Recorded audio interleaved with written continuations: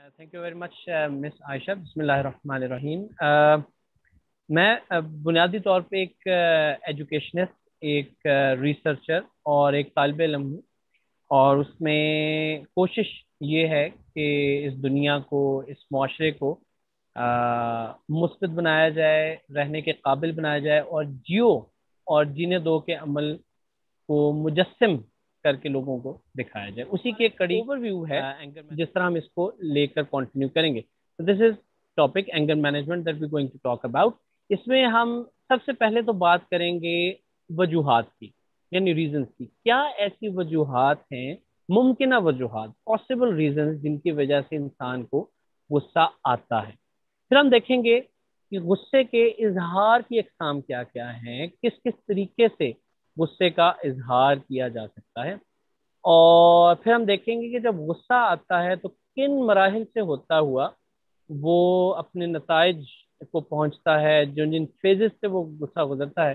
اور یہ ساری بحث لا یعنی ہوگی، بغیر کسی مطلب کے ہوگی، اگر ہم ڈوز اینڈ ڈونٹس پہ بات نہ کریں. تو یہ سب سے آخر میں لکھا گیا ہے تاکہ سب سے آخر میں اس کے بارے میں ڈسکشن ہو. غصے کی بڑی وجوہات میں سے ایک وجہ difference between expectation and reality, یعنی وہ فرق جو ہماری توقعات اور حقیقت کے درمیان ہے.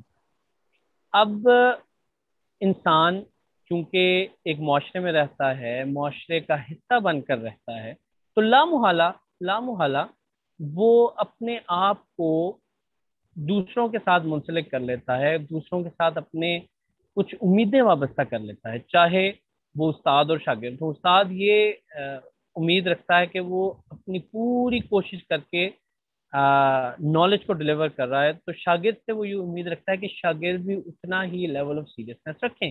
شاگرد آن دی ادر ہینڈ ایکسپیکٹ کرتا ہے کہ استاد ٹیکسٹ بک سے نکل کر اس کو ایسی چیز بتائیں جو اس کو ایک تو زود ہضم ہو، اس کے لیے سمجھ آنے والی ہو، دوسرا پریکٹیکل لائف کی ایگزامپل اس میں شامل ہو، تاکہ اسٹوڈنٹ کو پتہ چل سکے کہ اس کا اس کی زندگی میں کیا فائدہ ہے. جیسے کہ ابھی تھوڑی دیر پہلے بات ہو رہی تھی کہ سافٹ اسکلز ہمیں زندگی میں کیسا فائدہ دے سکتے ہیں. جب تک ہمارے پاس سافٹ اسکل کی امپورٹنس کا ہی اندازہ ہمیں نہیں ہوگا تو پھر یقیناً ہمارے پاس اس میں لوگ بہت کم آئیں گے.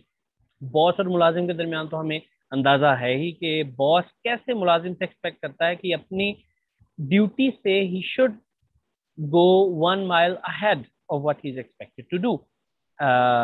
ملازم آن دی ادر ہینڈ ایکسپیکٹ کرتا ہے کہ باس تھوڑا سا ہیومنسٹک بیہیویئر کنسیڈر کر کے اس کی مشکل کو اپنی مشکل سمجھے اور اس کو تھوڑا سا لیوریج دے.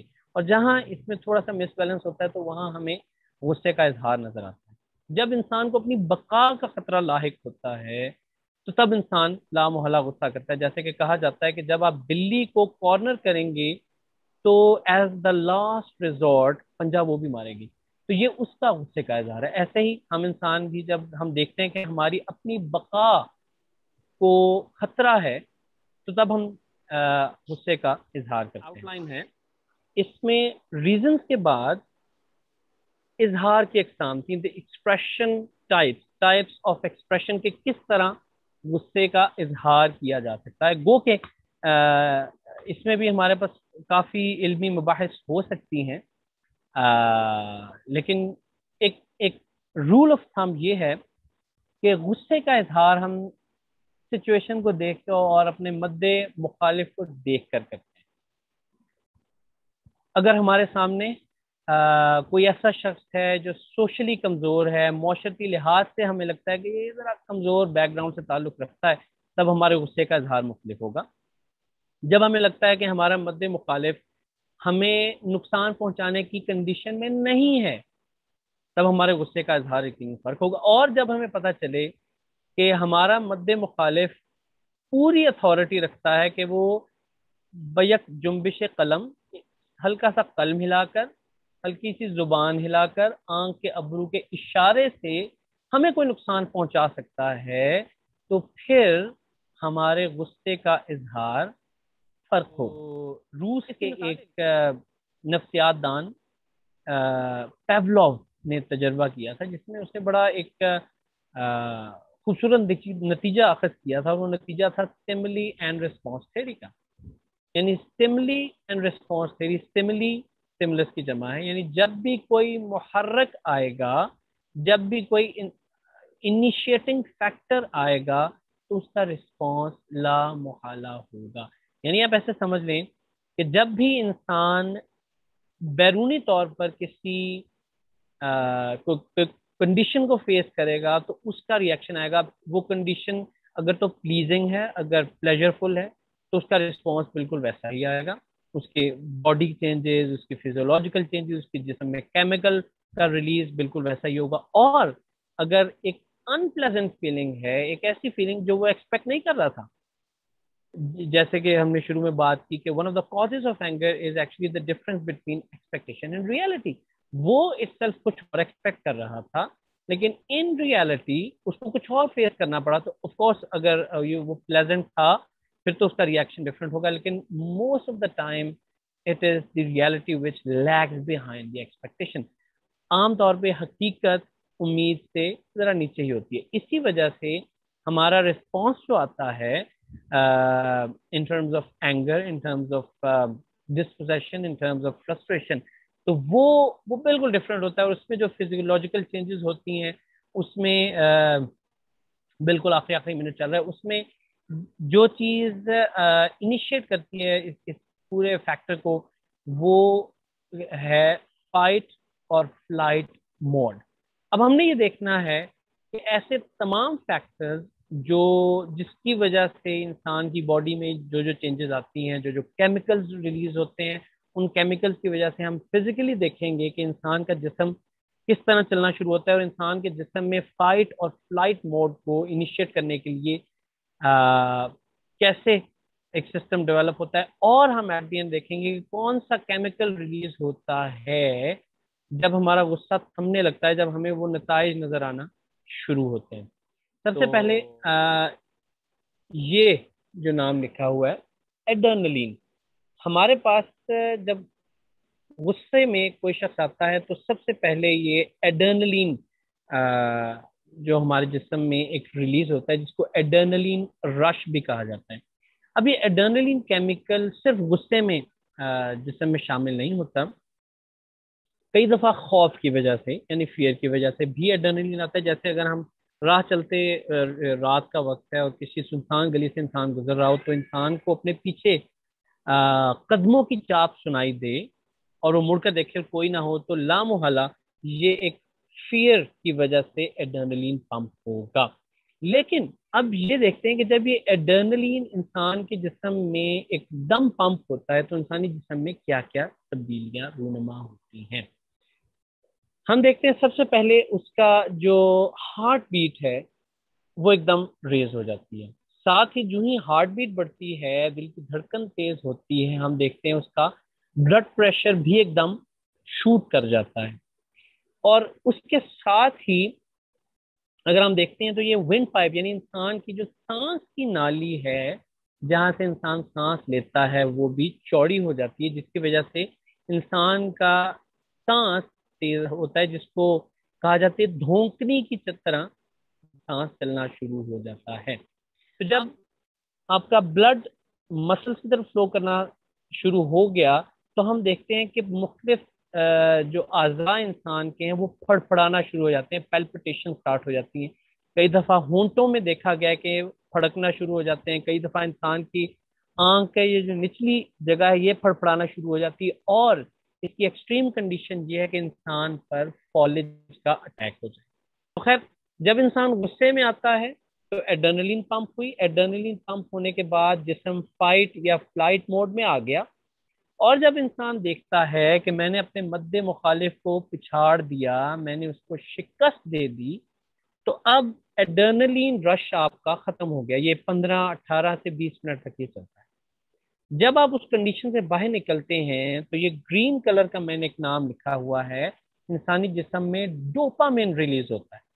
اب ڈوپامین کو سائنٹسٹ یا سائیکولوجسٹ فیل گڈ کیمیکل بھی کہتے ہیں. یہ ہر اس کام کی وجہ سے جسم میں ریلیز ہوتا ہے جو ہمیں سکون دیتی ہے. پہلی بات کہ اگر ہم غصے یعنی اینگر کی بات کریں تو اینگر اور ڈینجر میں صرف ایک حرف کا فرق ہے.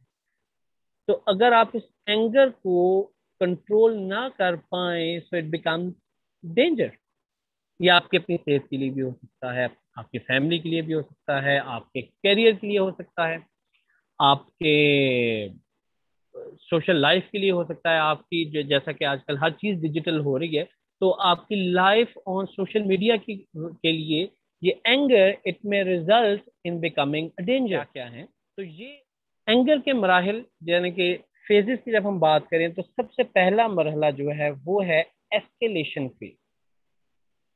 ایسکیلیٹر ہم مختلف مالز پہ جب ہم جائیں تو ہمارے پاس ایک ایسی سیڑھی جو بجلی سے چلتی ہے اور جو آہستہ آہستہ اوپر جاتی ہے, جس کو برقی زینہ بھی کہتے ہیں. سو انگلش میں اس کو ایسکیلیٹر اسی لیے کہتے ہیں کہ وہ برقی زینہ آپ کو لمحہ بہ لمحہ درجہ بہ درجہ اوپر کی منزل پر لے جاتی ہے. تو ڈیورنگ دی فیز آف ایسکیلیشن آپ کا غصہ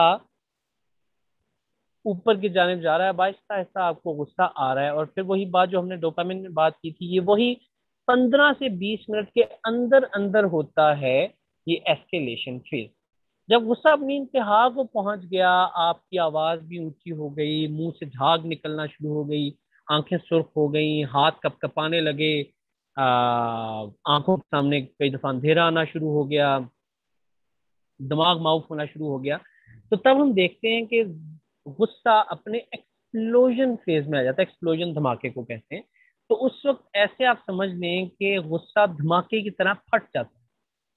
یعنی جہاں جہاں وہ غصہ نقصان کر سکتا ہے, چاہے وہ آپ کا جسم ہے, چاہے وہ آس پاس آپ کے سراؤنڈنگ میں لوگ ہیں, سراؤنڈنگ میں چیزیں ہیں, یہ ایکسپلوژن فیز میں وہ غصہ اپنا آپ ظاہر کر لیتا ہے. اور جب دیکھتے ہیں ہم کہ 20 سے 25 منٹ گزرتے ہیں تو پھر غصے کا جو فیز آتا ہے وہ ہے ریسنٹمنٹ فیز, افسوس کا مرحلہ, کہ جب یہ سارا کچھ ہو گیا اور اب آپ کا غصہ ٹھنڈا ہو گیا, آپ میں ڈوپامین ریلیز ہو گیا, تب آپ کو اندازہ ہوا کہ میں نے کیا کیا. پھر وہی بات کہ آپ کو اندازہ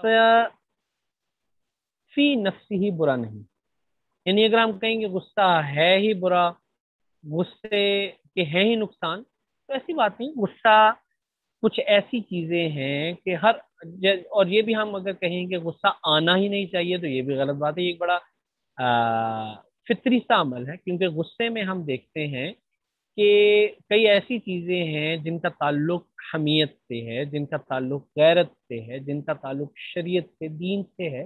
تو ایسی چیزوں پر غصہ آنا بہت فطری بات ہے. لیکن جیسا کہ اللہ کے رسول صلی اللہ علیہ وسلم نے ارشاد فرمایا صحیح بخاری کتاب الادب میں کہ پہلوان وہ نہیں جو دوسروں کو شکست دے سکے, پہلوان وہ ہے جو غصے کے وقت خود کو قابو میں رکھ سکے. اسی طرح سورہ آل عمران میں آیت نمبر 134 میں ہمیں اللہ تعالیٰ ارشاد فرماتے ہیں, اور بہت فضیلت ہے اس آیت میں, کہ وہ لوگ جو غصے کو پی جاتے ہیں, پھر اللہ تعالیٰ نے 2 آیات کے درمیان 2 آیات کے بعد ان لوگوں کے لیے بڑا اجر بتایا جو غصے کو پی جاتے ہیں, اور اس کے علاوہ اور بھی ان میں خصوصیات پائی جاتی ہیں. جیسا کہ ایک واقعہ بڑا مشہور کہ ایک خاتون کسی اہل علم کے پاس گئی, انہوں نے بتایا کہ میرے خاوند کو بہت غصہ آتا ہے, جب بھی وہ گھر آتے ہیں توڑ پھوڑ کرتے ہیں, چیزیں اٹھا اٹھا کے پھینکتے ہیں, میرے اوپر چیختے چلاتے بھی ہیں, میں کیا کروں. تو بزرگ نے ایک چھوٹا سا تعویذ ان خاتون کو دیا. انہوں نے کہا کہ جب آپ کے خاوند گھر آئیں اور اونچی آواز میں بولنے لگے, مطلب آپ کو پتہ چل جائے کہ ان کو غصہ آ گیا ہے, تو اس کو اپنی داڑھ کے درمیان دبا لیں. اور ساتھ انہوں نے ایک بوتل دیا جس میں کوئی محلول تھا. انہوں نے کہا ساتھ آپ نے اپنے خاوند کو یہ بوتل دے دینی ہے کہ وہ اس کو پیے. شام کو وہی ہوا, خاوند جب گھر آئے اور خاتون نے اندازہ کیا کہ اب خاوند جو ہے وہ غصے کی طرف جا رہے ہیں, heading towards being angry, تو انہوں نے سب سے پہلے داڑھ میں وہ تعویذ دبا لیا اور خاموشی کے ساتھ وہ محلول کی بوتل اپنے خاوند کو تھما دی. خاوند نے پہلے تو نہ پی, لیکن آخر میں جب ایک دو گھونٹ دیے تو چند منٹوں کے اندر ہی حالات سازگار ہو گئے. اگلے دن خاتون دوبارہ ان بزرگ کے پاس گئی. انہوں نے کہا کہ آپ کے تعویذ نے تو کمال کر دیا, آپ مجھے اس طرح کے ایک ہفتے کے لیے 7 عدد تعویذ اور 7 عدد بوتلیں وہ دوبارہ دے دیں. تو بزرگ مسکرائے, انہوں نے کہا کہ خاتون یہ تعویذ کے اندر کچھ نہیں تھا، یہ تعویذ داڑھ میں دبانے کی وجہ سے وہ جو غصے کا ٹائم تھا آپ کے خاوند کا وہ گزر گیا. آپ خاموش رہی، ورنہ آپ جواب دیتی تو ان کے غصے میں جیسے آگ پہ جلتی پہ تیل کا کام دینے والے آپ کے الفاظ تھے وہ نہ ملے. تو ان مرد کا غصہ ٹھنڈا ہو گیا. پلس جو بوتل میں نے آپ کو دی تھی اس میں سادہ پانی تھا. تو سادہ پانی جیسا کہ سنت نبوی بھی ہے کہ جب غصہ آئے تو پانی پئیں، کیونکہ غصہ شیطان سے ہے، شیطان آگ سے ہے، اور پانی آگ کو بجھاتی ہے. جی بہت شکریہ حسن بھائی، بہت زبردست سیشن تھا. آپ کا بہت دھیما اور میٹھا انداز یقیناً سب کو پسند آیا ہوگا اور بہت کچھ سیکھنے کو بھی ملا ہوگا سب کو. یہاں میں ایک دو چیزیں تھوڑی سی ایڈ کرنا چاہوں گا آپ کی اجازت سے حسن بھائی، کہ غصے کی جو ایک بہت بڑی وجہ یہ ہے کہ جو ہمارے پاسٹ ایکسپیرینس ہیں وہ بھی بہت کاؤنٹ کرتے ہیں. مثال کے طور پہ فرض کر لیتے ہیں کہ بچپن میں یا نوجوانی میں میں اپنے گھر دیر سے گیا رات کو اور میرے والد نے نا میری پٹائی لگا دی. اب وہ جو ایک لمحہ تھا وہ میرے ذہن میں محفوظ ہو گیا. اب میں جب اس منصب پہ فائز ہوا یعنی باپ بنا، اور میرا بیٹا اگر لیٹ آتا ہے تو مجھے بھی غصہ آتا ہے کہ اچھا اس نے کچھ ضرور یقیناً کچھ غلط کام کیا ہوگا یا اسے دیر سے نہیں آنا چاہیے. تو جو ہی وہ میرا بچہ گھر آتا ہے تو کیا ہوگا کہ میں اس پہ غصہ اتارنا شروع کر دوں گا اور بعض اوقات مار پٹائی بھی کر دوں گا. یہ سب سے ایک غلط انداز ہوتا ہے جو ہم اپنے غصے کو آگے منتقل کرتے ہیں. اب وہ بچہ تو مجھے کچھ نہیں کہہ سکے گا، وہ یقیناً کسی اور کے ساتھ جا کے بدتمیزی کرے گا. یا میں اپنے آفس سے گھر جاتا ہوں، موڈ میرا خراب ہے اور غصہ میں کسی اور پہ نہیں اتار سکتا، میں جا کے اپنی بیوی پہ اتار دیتا ہوں. اب بیوی بیچاری مجبور ہے، وہ مجھ پہ غصہ نہیں کر سکتی. وہ کیا کرے گی کہ وہ غصہ بچے پہ اتارے گی. بچہ ماں پہ غصہ نہیں کر سکے گا، بچہ کسی اور چیز پہ غصہ اتارے گا. تو یہ سلسلہ ایسے ہی آگے چلتا رہتا ہے. تو سب سے پہلے تو ہمیں اس سلسلے کو توڑنا چاہیے کہ غصے کو آگے منتقل نہیں کرنا چاہیے. تھینک یو سر، بہت اچھا سیشن تھا. نو ڈاؤٹ بہت کچھ سیکھنے کو ملا. بہت سی ایسی باتیں تھیں جیسے آپ نے نیگیٹو اور پازیٹیو ورڈس کا بولا. بہت سی چیزیں ایسی ہیں جو ہم ریگولرلی بول جاتے ہیں کہ میرے منہ نہ لگو، اور باقی جتنی باتیں بھی آپ نے مینشن کی اس میں. اینڈ انفیکٹ ایسا ہی ہوتا ہے، ہم ایسے ہی ورڈس بولتے ہیں غصے میں آ کے. جہاں تک سر سلیم نے اس کو کنکلوڈ کیا کہ ہمیں ایک چین چلتی آتی ہے، اس چین کو کہیں نہ کہیں ہمیں اس کو بریک آؤٹ کرنا پڑتا ہے کہ سینئر لیول سے جونیئر، جونیئر سے مزید جونیئر، اس سے جونیئر وہ شفٹ ہوتا جاتا ہے. تو ہمیں کہیں نہ کہیں اس چیز کو بریک آؤٹ کرنا ہوتا ہے تاکہ اس کی ایک چین ٹوٹ سکے. یہاں پہ ہم سیشن کو اینڈ کرتے ہیں. نیکسٹ اگر آپ کو کوئی کوشچن ہو تو میری ایک ریکویسٹ ہوگی کہ کائنڈلی سیشن کو اسٹارٹنگ میں جوائن کیا کریں تاکہ ایٹ دا اینڈ ہمیں پتا چلے ہمیں سوال کیا کرنا ہے، ہم نے سیکھا کتنا کچھ، اور اگر ہم نے کچھ مس کر دیا ہے تو ہم اس کو ایک سیکھ سکیں، کچھ جو مسنگ آؤٹ ہمارے پاس سے کچھ بھی نہ ہو. تو انشاءاللہ پھر نیکسٹ سیشن میں آپ سے ملاقات ہوتی ہے، اس کی اپڈیٹ آپ کو دے دی جائے گی گروپ میں ہی. اگر آپ کا کوئی فیڈ بیک ہے، کوئی کوشچن ہے، کوئی کوئری ہے آپ کی، تو آپ اپنا اسے گروپ میں ڈال سکتے ہیں. ٹھیک ہے، تھینک یو آل.